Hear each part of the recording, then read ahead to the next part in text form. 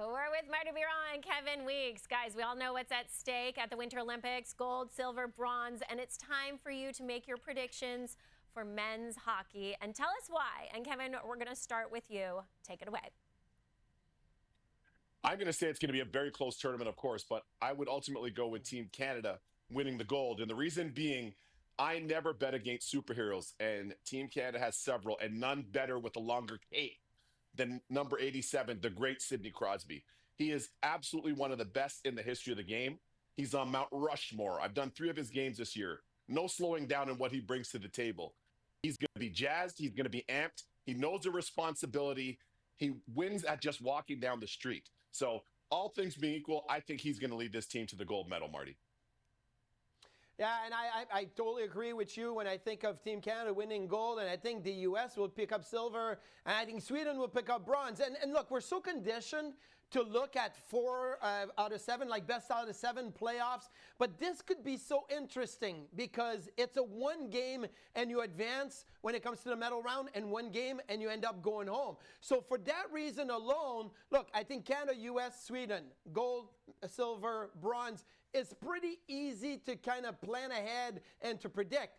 But I'm going to say Czechia could come in and surprise a lot of teams because they have Pasternak, they have Natchez, they got great goaltending. So I'm looking at, if there's a team that could come in and kind of scramble things up in a win game, win or advance, it would be Czechia. But I think it's pretty easy, like you, to say Canada would win gold medal when it's all said and done. Yes, I'm liking your guys' gold medal predictions. So you both have Canada, and if Canada comes up short, which hopefully they don't, Kevin, what do you think will be the reason? I think if they come up short, it is just going to be the fact that they weren't able to gel as quickly as possible. For Team Canada, they have so many weapons. There's so many pieces.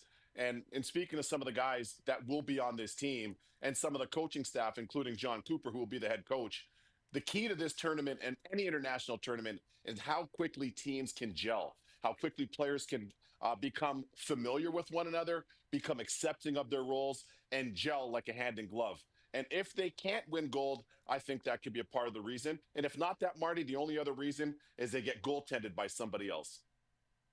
See, like I used to say that I'm the president of the goalie union, but your answer, Week C, makes you the president of the goalie union because you don't want to say goaltending for Canada would be the reason they don't win gold. And I'm going to say it. I don't think goaltending can go toe-to-toe with maybe some of the other countries.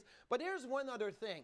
Is maybe you expect to give up 3 or 4 per game, right? And maybe it's going to be more lower scoring than that. But if Canada cannot get goals, and you just mentioned getting goaltended by other team or goalied by other team, I think that if Canada cannot overcome the amount of goals they're going to give up, then they may have an issue. So I like to think that, you know, I always cheer for the goalies, but in an Olympic year with that tournament, I think goaltending is going to be so important. I could say that would be Achilles heel for Canada when it's all said and done, potentially.